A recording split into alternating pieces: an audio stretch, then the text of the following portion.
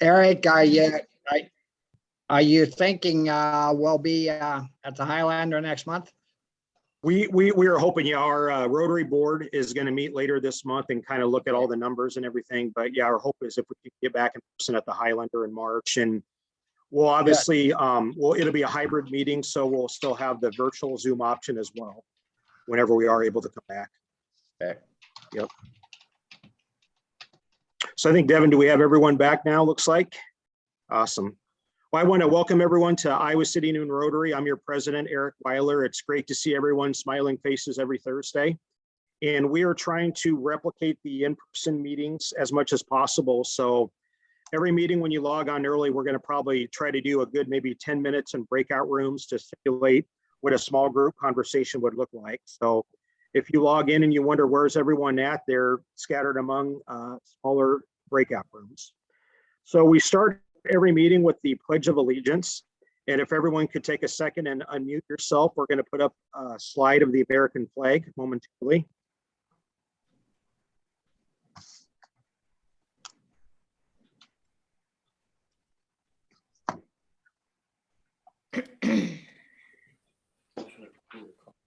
Coffee, yeah. And a cookie. There you go. Please join me in the Pledge of Allegiance. I pledge allegiance to the flag Of the United States of America. and to the republic that stands Which stands nation one nation under God, indivisible, with liberty and justice for all. Thank you. Now we're going to start with some Zoom tips with Devin. Devin? Yes, Zoom tip number one, if you are going to be responsible for slides, make sure you have those slides open before your president calls on you. Zoom tip number two, make sure to check out your view. You can change between gallery view so you can see all the smiling faces of your fellow Rotarians and the guests, or you can go to speaker view so that you can see our speaker, and then when she has her slides up, there's a little slider in the middle that you can choose how much of the slide you want to see versus how much of her beautiful face. Further things, make sure to check out the chat, sign in if you would. You can also, pro tip, if you want to chat with somebody on the side, like you're whispering at a table, you can go down to right above the chat box and there's a name, and you can pick out whether you want to send something to everyone in the meeting, or you can pick out a specific name and something to Gary Pasha, for example, and say, Devin really wasn't prepared with the slides today, was he? And then finally, I will say you can go to reactions. There you can do little emojis like the crying, laughing emoji. If somebody has a better name for that, yes, Tara Monetos has the best emoji of all up, the saxophone emoji, but that's something to add a little liveliness to this. You can also clap for a speaker, and then make sure to use that raise hand function if you have guests, if you're a visitor, or if you have announcements later, or if you have questions at the end. Back to you, President Eric. Great, thank you, Devin. A great opportunity to use our Zoom skills.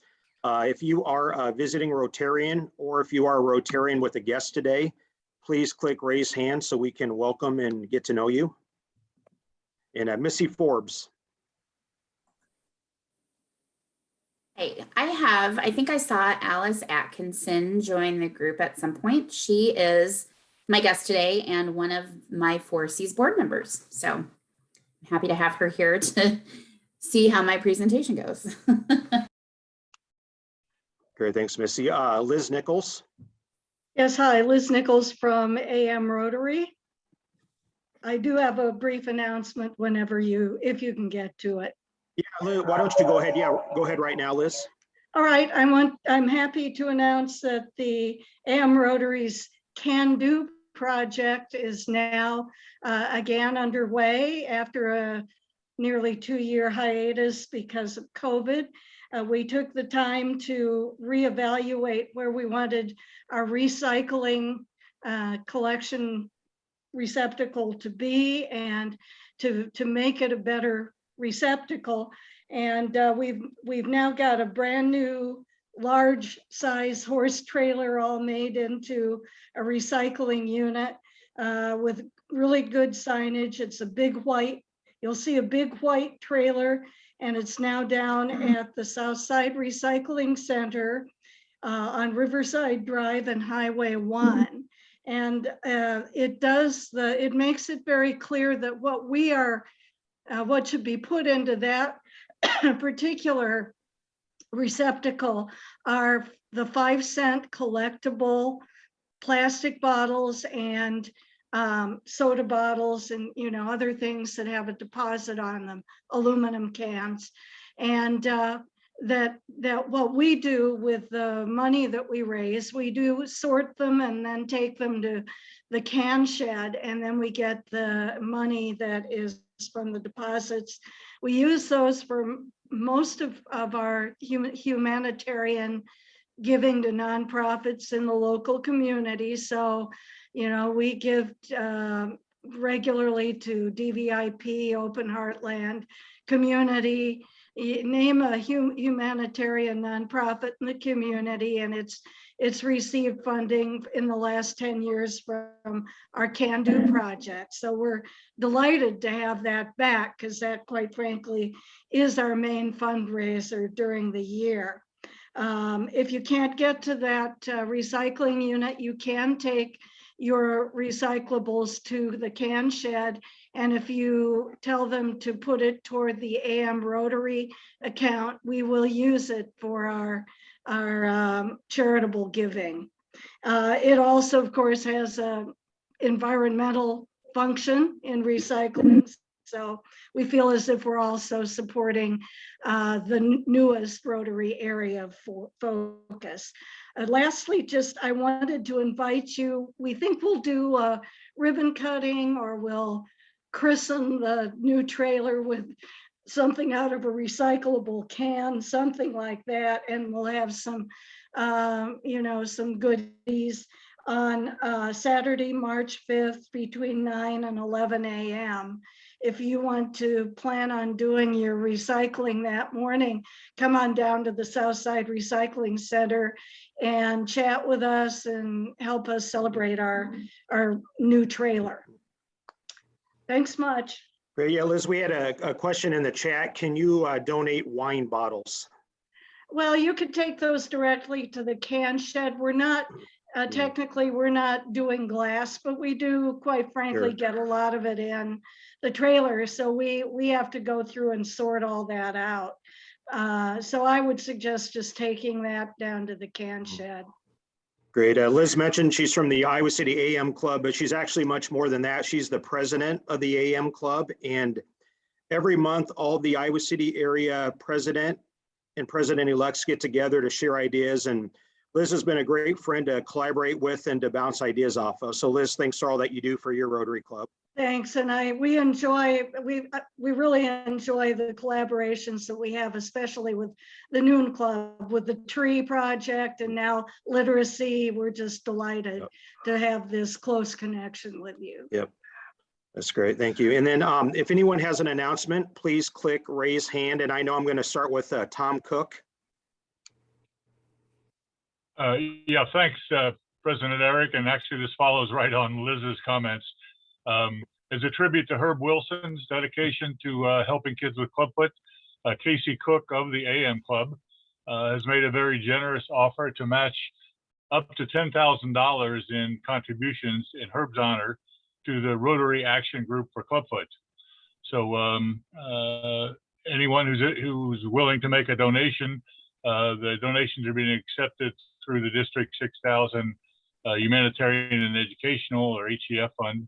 I put details in the chat window. It's the top of the chat window if you'd like to make a contribution. And we certainly would like to extend a special thanks to our fellow Rotarian, Casey. Great. Yeah, thank you, Tom. This obviously, the reg for Clubfoot was very close to Herb Wilson's heart, and this is kind of a great way to support his memory and give back to a project that he loved. So thank you for sharing that with us. Linda Farkas. Hi, wait. Yep. We met yesterday, youth leadership. We are going to be able to send 6 students, I think 6 students to West, City, and Liberty to RILA this year. And RILA is July 17th to the 21st. So anybody that has a son grandson, whatever, please let us know. The other thing is, we have the most incredible, I think, committee in all of Rotary. Yesterday was magical. I mean, we not only meet with the people from that work with City Liberty, but we have people from the AM Club, Nancy Pasha and Margie Winkler. We have Mark Ruckenberg for AM, and it is amazing. So we really could use a couple more folks. If you're interested in joining, I know Patty McCarthy could sure use some help next year on the fundraising. So that's what I need to tell you. And they're an amazing group, absolutely amazing. Great. And Linda, thanks to you and the committee for all the great work you do with RILA and World Affairs. And I think I speak for all of us, a highlight is every year is when those talented young students come and speak to us in the summer. That's always a highlight of the year. So Ryan Bell. Hey, thanks, President Eric. Just a real quick announcement and a placeholder for your calendars. April 22nd and 23rd, we will be hosting a district conference here in Coralville that is more than just a district conference. It's also including the district to the north of us, which includes Cedar Rapids. District 5970 and District 6000 will all be getting together. There's a bunch of good speakers lined up and some good camaraderie and just lots of fun to be had. So I'm going to put the link to that registration in the chat, and would love to see as many of our hometown crew there as possible. Thanks, Great, Eric. Thank you, Ryan. And Ryan, you've got a great lead in. Speaking of the Rotary District, I got an email earlier this week. Our Rotary District, they are doing a special sewing machine project. And you might wonder, what do they need sewing machines for? There are hundreds of Afghan families being relocated to Iowa. I think there's 100 just in Des Moines. And with a lot of the Afghan women, they know how to sew, they love to sew, and they like to sew their own clothes. So our Rotary District is putting the call out if you have a sewing machine that you're not in need of.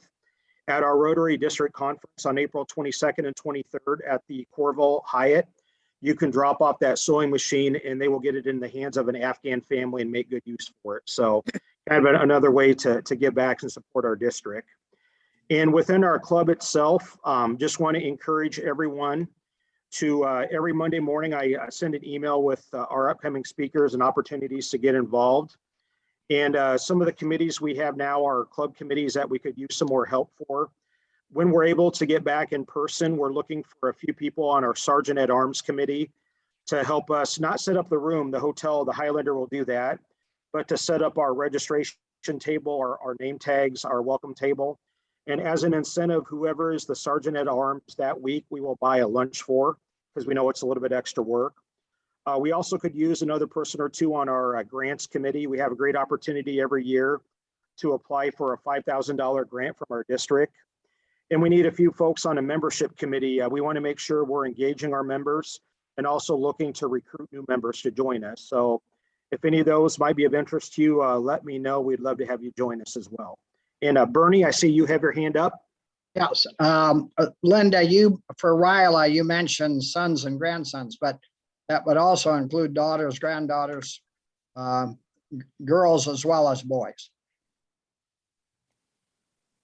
Okay. Thank you. Sorry, Yes. Bernie. Thank you, Yeah. thank you, thank you. Okay, Great, yeah, thanks, Bernie. Any other announcements? Well, with that, we've got a great program today. Missie Forbes is our speaker, and when she presented to us about a year and a half ago, she was a friend but not a Rotarian, and now she's a friend and a Rotarian, so that's even better. And I believe Ryan Bell. Ryan, are you introducing Missie to us today? I am delighted Awesome. and honored to be Awesome. introducing Missy. Yes. Missy is a great friend above and beyond everything, and I'm really glad she's in our club and speaking to us today. And I do have a formal bio I'll read off here because she's done a lot of awesome stuff in her short time here on planet Earth. Missie Forbes is the executive director at 4Cs. She's a lifelong Iowa City resident and loves this town, I'll say.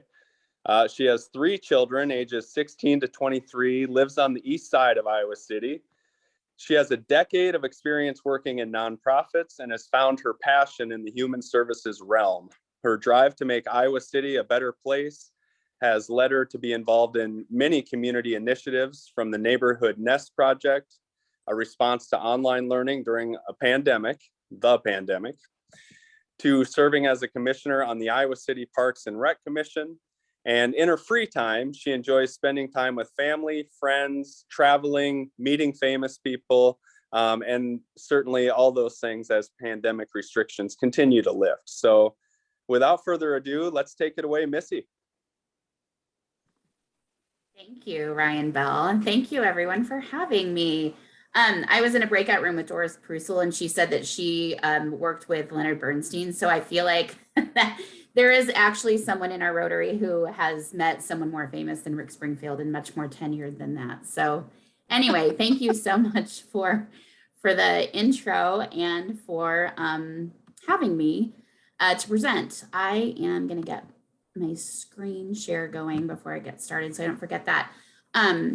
So before I delve into the ins and outs of 4 C's and the ABCs of childcare, I think it's important, Ryan kind of suggested some of my passion, but to get to know who's at the helm of 4 C's. I was born and raised in Iowa City, lucky enough to still be here and to have been able to raise my kids here and watch my kids go through Southeast and City High, where I attended school too.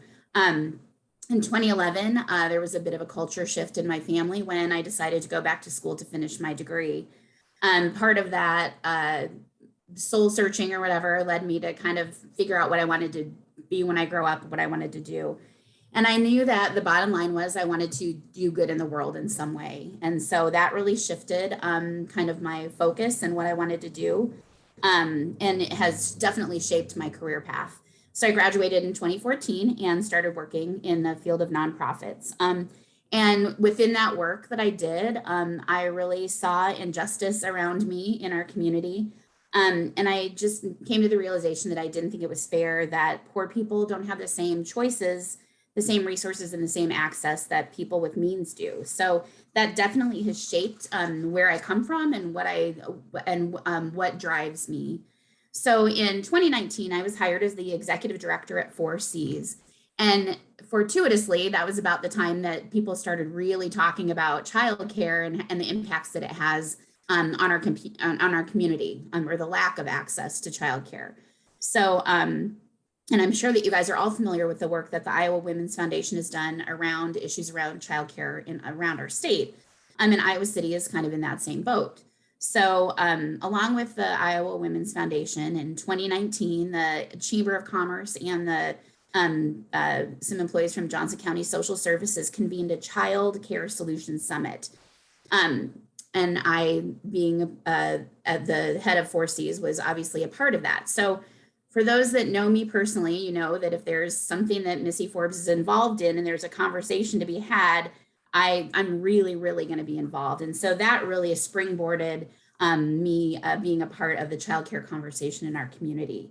So, and that really began the strong advocacy work that I do in regards to childcare in our community. And really striving to find quality, affordable childcare in our community as well. So when I first started at 4 C's in 2019, I was looking through old documents and trying to get my bearings and stuff. And I found this typewriter, like this typed piece of paper on thin typing paper that had been written 50 years ago in 1972 when 4 C's started, about why 4 C's started. It turns out there was a group of concerned citizens that wanted to solve the problem of lack of affordable quality childcare in our community. So I'm going to repeat that. Quality, affordability, issues that we're still working on today. So when I say that I'm an advocate of childcare, and I talk about advocacy, what that means is that I'm fighting for those low-income kids, those families in crisis, to have the same quality early childhood education that those with means can afford without question. Now, childcare is expensive. Don't get me wrong, we recognize that. But when you have less than not enough, but you have to work, finding childcare that you can afford can supersede quality. And I advocate that that isn't fair. So at 4 C's, our advocacy works in many different ways. And I'm going to pull up our mission statement here, maybe. Uh-oh. There we go. Our mission is to promote the well-being of young children in Johnson County by advocating for quality, affordable, accessible childcare. And we support families and those providing childcare through training, education, information, resources, and services.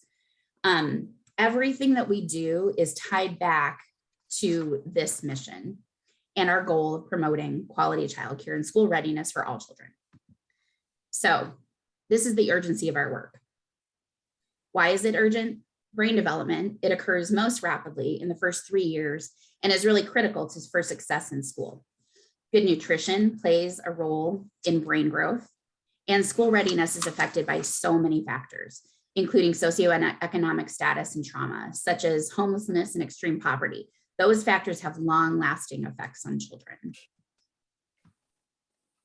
So these are the ways in which we advocate for the workforce. 4 C's, our programs are in place with child care providers to address quality. So we work with low-income individuals as well as the refugee and immigrant population in our Starting Strong program. We ask that those child care providers that are in that program to take at least 50% of kids on low income, so on child care assistance.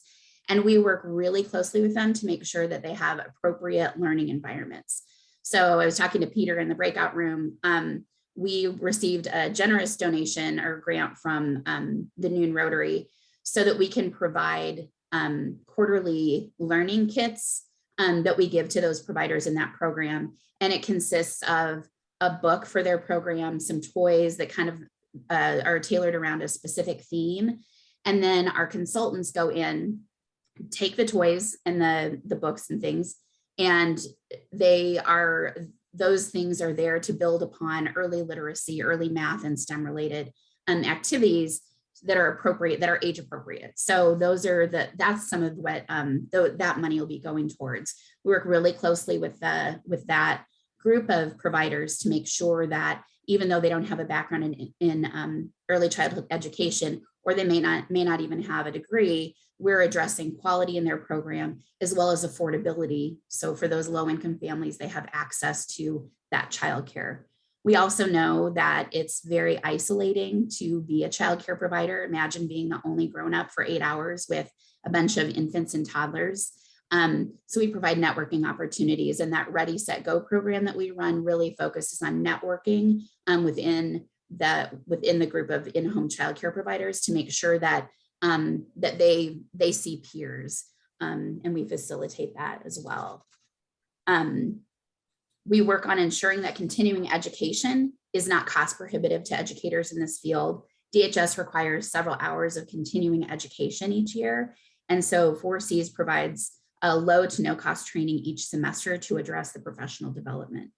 And then additionally, we know that, as I said, brain growth is fostered by eating healthy meals. So 4 C's is the Johnson County sponsor of the Child and Adult Food Care Program, which reimburses programs for serving healthy meals and snacks to the children they take care of.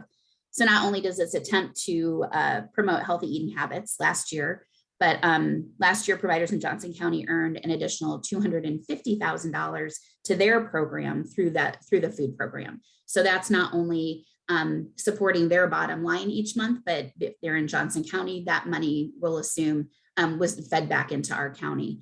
We have just expanded that program to also support providers in Clinton and Cedar County as well. But our advocacy doesn't stop there. We have a program called Crisis Care. And what that program is intended to do is to keep children out of the foster care system. We offer 72 hours of free childcare to Johnson County families who are in situations where their children may enter foster care if immediate childcare isn't found. So referrals for this program come from hospital social workers. A single mom, for instance, needs emergency surgery and her mom can't get to Iowa City for a couple of days. We can arrange care until family arrives to help out. Police officers, police department can contact us for whatever reason if children are being removed from the home. And again, family is going to be able to come, or another caregiver can take care of them, but you just need a little bit of care in the interim. We work with our contracted childcare providers to provide care for that family or for those children until other arrangements can be made. I was talking recently to the head of the Johnson County ambulance service, and I was telling her about the crisis care program, and she said that they do have people that they have an emergency response to that won't leave their home, won't go to the hospital with the paramedics because they don't have care for their children. So that's another example of a referral that we would, and how we would be able to help that family to keep kids from having to sit at the hospital or be, potentially placed in foster care. So that program is funded by Johnson County, and it's not utilized that often, but I'm so happy that it's there. It's just another safety net. Home Ties Child Care Center is our daycare center. It's located in the First Mennonite Church, and it's a regular daycare. About half of the children that are there are low income. They're on that state child care assistance. And another quarter of that program is reserved for families who are experiencing crisis, such as homelessness. So those families are given 3 months of free care, and then they work on established goals, finding permanent housing, stable employment, reliable transportation, things like that. We're so lucky to have the relationship that we do with the church. They lease the space to us for free at no cost to us. And they've taken on renovations and even sought out funding so that we could expand our program. So a few years ago, they built a huge room for our preschool program and updated the kitchen there too. And so we're so pleased to be able to partner with them in that regard to run that program. It has a lot of impact, especially when we're working with families that are in crisis, to be able to take away that burden of having to worry about how to pay for childcare while you're looking for these other things and trying to get the next level up. It's been a very successful endeavor. I'm really proud about our newest program, which is the weekend backpack program. And we won that, I want to say specifically for families and home ties, but we have had other people reach out to us too. So what the intent behind this program is to expose our families to new foods, and also to provide healthy snacks conveniently, so that over the weekend, instead of grabbing a bag of chips and popping that open, we've got already cut up fruits and vegetables with dips and things like that, so that they have an alternative to grabbing something that might be a bit more unhealthy. So think of like the Hy-Vee shortcuts, like the cut up watermelon and cantaloupe and that kind of thing. That's kind of what our intention is behind that. And then we also send home food with a recipe card for an easy to assemble and cook meal for the weekend as well. So the program is designed to not only expose family to new foods, but also to eliminate the weekend stress of food, finding it, accessing it, cooking it, and getting it. So what I mean by that is, like, sometimes transportation is an issue in accessing inexpensive food. And if you think about where Aldi's is located, it's really hard to get there without a car or some sort of easy transportation. Sometimes getting to the store with kids is a challenge. I never really liked going to the grocery store with my kids when they were little. And I really don't like it now because they're much more demanding, but that can be a challenge too. Sometimes it's just one less errand that you have to run. So in a sense, we're running that errand for them. So again, that's a new program that we've implemented. We've had a lot of success with it. And we have gotten a call from, I think, 1 or 2 providers that were working with families that they thought were maybe experiencing some food insecurity, and we were able to actually take some bags to them too. So while the intention was to provide some or eliminate some of that food insecurity, food stress over the weekends for our home ties families, we have branched out a little bit. So as we move forward with funding for that, we may see how we can help families that our in-home providers are working with as well. So those are the ways in which 4Cs and my staff advocate for the workforce and for families. The B of my ABCs is the business of childcare.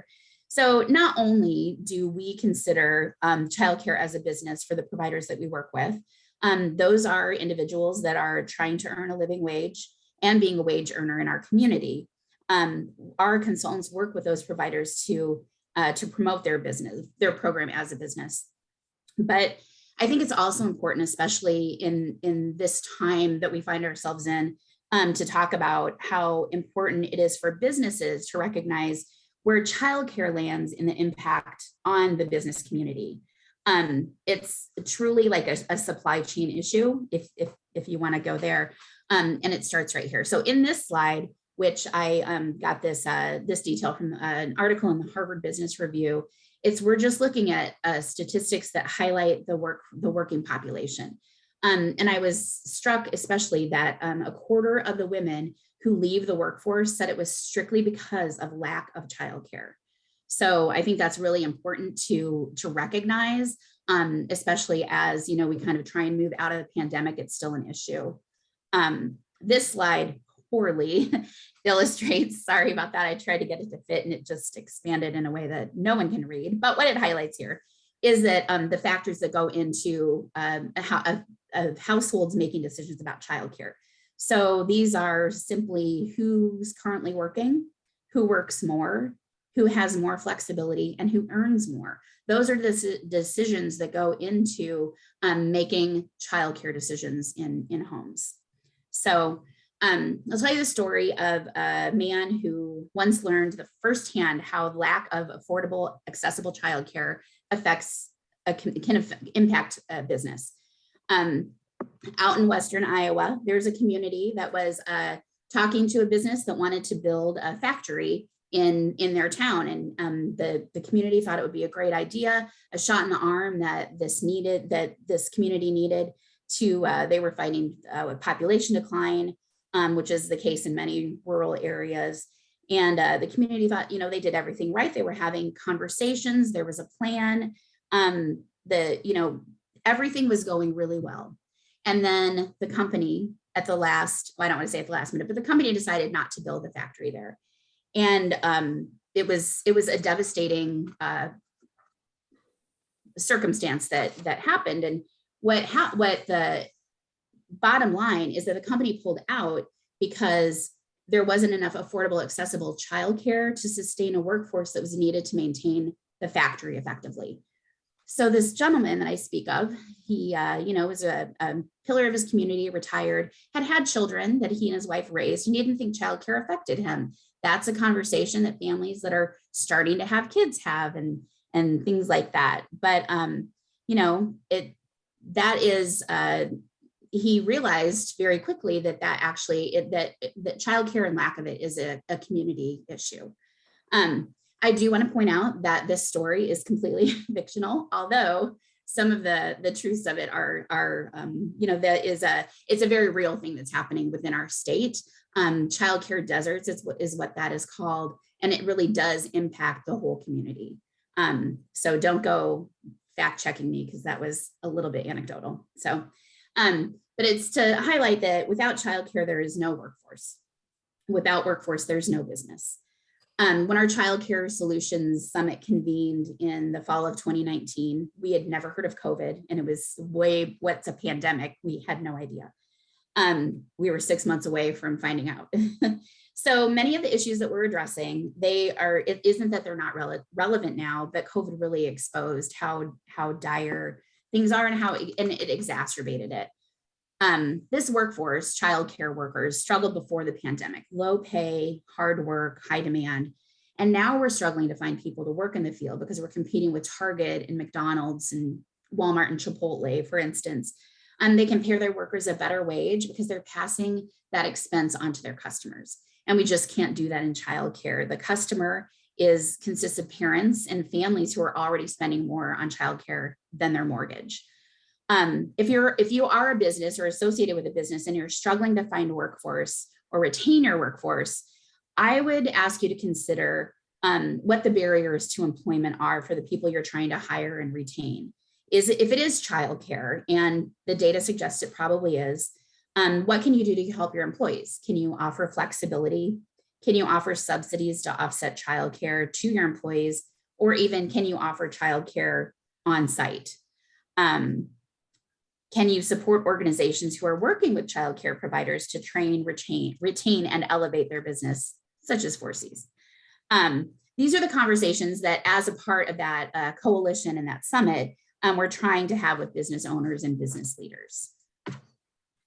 So the C of my presentation is collaboration. And these next couple of slides just show the organizations in town that 4Cs specifically collaborates with and works with on a regular basis. But we need collaboration within the childcare sector as well. So a public-private partnership to bring all of this together. The public sector, especially the city of Iowa City, has done a really good job of recognizing that quality, affordable childcare is a win-win for our community. Quality early childhood education fosters early learning, it promotes kindergarten readiness, and sets our young students up for success further in their education. A strong base at your K through 12 makes it an attractive place to move to, thus bringing in more future residents, more business and things like that. And again, I think that that's what drives me. And what I said before, I love Iowa City. I'm from here. I want to make this community the best that it can be. And so that is those are the things that drive me as the head of 4Cs and the things that we advocate for and that I advocate for on a regular basis. Why all of this matters. As I said, kindergarten readiness and student success are so important in the lives of our young children. Also equity and accessibility, like that it levels the playing field for all of us. And then workforce as well, as I highlighted. Those are the things that why this matters. So those are as I see it of childcare in our community. But I never like to leave a large group without giving someone a charge or a call to action. So here are my asks. 4Cs is always looking for board members. So if our mission speaks to you to promote the well-being of young children in Johnson County and supporting families and those providing care, if that resonates with you, please let me know. I'd love to talk to you more about what it means to work on our board and what the future of 4Cs holds. Becoming a sponsor. 4Cs holds a low-cost annual conference for childcare providers in Johnson County. And we are looking for businesses to sponsor that event. Not only does it help us defray the costs of the conference, but it shows our local childcare workforce that your business believes in our industry and supports it. So becoming a sponsor of the 4Cs Childhood Institute designates you and your business as an advocate. And then also become an advocate yourself. Learn about how childcare affects our communities throughout the state and what makes Johnson County similar and unique in our childcare struggles, and how that sets us apart. Contact your local elected officials, talk to those across the state. I think we're lucky in Johnson County that they get the childcare issue, but some of the legislation could be is impacted. Talking to legislatures outside of our area is always helpful as well.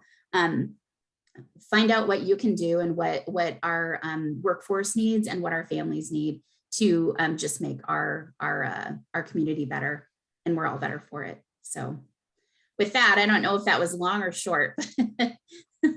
I will take any questions that I can potentially answer for you. Yeah, well. Missy had joked before the presentation, it was either going to be 5 minutes or 30 minutes, and 5 is too short, 30 is too long. I think you hit it just right. But if you have a question for Missy, please click raise hand. And while we're waiting, I know Missy, childcare, as I travel around the state, the two of the biggest issues I hear are workforce and childcare. And I know when my boys were both in childcare at the same time when they were younger, we were paying upwards of $20,000 a year. And I know that number has just increased over the years. And what are you seeing? Are there any creative solutions being suggested out of Des Moines with our elected officials to help address this issue? There are some creative solutions. Yep. I don't know that they're helpful necessarily. They're looking at changing some of the regulations, and I don't think that that's going to help things. My worry personally is that things might get a little bit worse before they get better. And I don't know that anybody has time for that necessarily. I think what we really need is a shot in the arm. We need some subsidies to pay, to elevate the workforce, to pay childcare workers better, and that parents need some sort of break as well. Right. Any other questions for Missy? I'd like to invite Ann Parker. I know you put in the chat about how the Iowa Women's Foundation is working on this issue as well too. Any words that you would like to share? Yeah, you know, but Missy is spot on in what she said, and I'm sorry I jumped in the middle of it. I had another meeting going on. Glad you could make but, it. Yeah, me too. You did a fabulous job there, and it really is an economic issue. You know, we hear weekly, daily, sometimes the exact anecdotal story that Missy shared about the factory being built or wanting to expand into a community, and then finding out that childcare was an issue. It happens all the time. It's the bigger part of this is the workforce and our childcare providers. Many people are getting out of it for various reasons, but the biggest one is the wages. You know, you can't live on $10, $11, $12 an hour and make ends meet. And if you're trying to excel and add certifications and up your education to learn more and bring more to the table and take care of these kids, you can't do that on that amount of money. So we're losing people that way. So it's really it's really important to have that public-private partnership. It's going to take all of us to be able to make this happen. And Eric, your comments about the tuition that you paid for your kids, I can remember when our two boys were younger, and it's the cost of a college education anymore. It's and then some, and you know, the costs for it versus, well, and also having the availability. There are so many smaller, every community, I can't just say it's the smaller the rural communities, but as Missy may have shared with you, and again, I'm sorry that I missed the first part of this, but the availability, it's just, we don't have enough slots in this state to take care of all of these kids. And so many of these little ones are learning and growing, and the biggest developmental years of their lives are from 0 to 5. So let's start them off on a good note and move forward and provide those great opportunities for these younger kids. Sorry, I kind of hijacked this. That's all, I'm very passionate about it. Take all the help I can get. Yeah, thank you. And we do have a special program through the Iowa Women's Foundation. We're actually in the process of hiring someone to work as a, I don't want to say a business consultant, it's an engagement director that we will be working with businesses all across the state to be able to help them manage and see what they can do for their employees to help with this very critical issue. So if anybody's interested or wants to learn more about that, or knows someone that might be interested in this position, please let us know. Great, thank you, Ann. Kelly, you had a question? And I think, excuse me, I think Ann kind of spoke to it. I guess my question, first of all, Missy, wonderful job.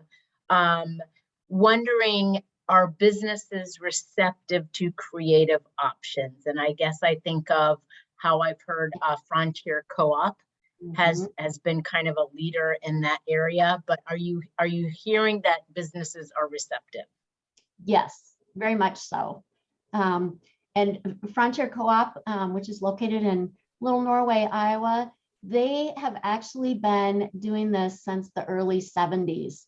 So they're an expert. If anybody wants to talk to them, I can make connections for you. But yeah, they're really doing some neat things, and there's a lot of creativity. It's everything from including, you know, current openings at childcare centers and providers in home, as well as the centers in your new hire packets, all the way up to building an on-site facility. So there's a wide range of things that you can do. Yeah, I think if you're a business owner looking to their model, they're also tackling transportation issues in a very unique way as well. And I mean, I think that there's a brain trust of really outside the box thinking in a lot of regards with Frontier, not just childcare. Oh, look at that, Hi, baby. Devin. Oh.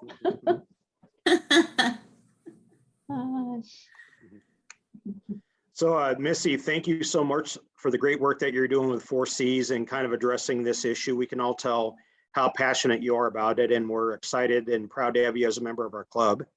And as you know, Missy, in honor of our speaker every week, we make a donation to the Rotary Polio Plus program. The Bill and Melinda Gates Foundation matches that 2-to-1. And that'll result in 70 polio vaccinations around the world in honor of your presentation today. So thank you again. Thank you. And a reminder to everyone, our program next week, next Thursday, another great speaker, very timely. It's Jacob Christensen.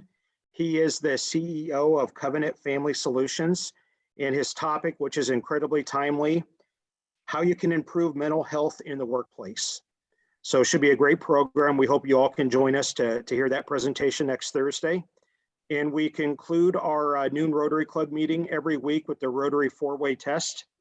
And if you could please unmute yourself and join me in our 4-way test of the things we think, say, or do. Is it the truth? Is it fair to all concerned? Will it build goodwill and better friendships? Will it be beneficial to all concerned? Hope everyone has a great weekend and look forward to seeing everyone next Thursday. Bye-bye. Bye, guys. Bye.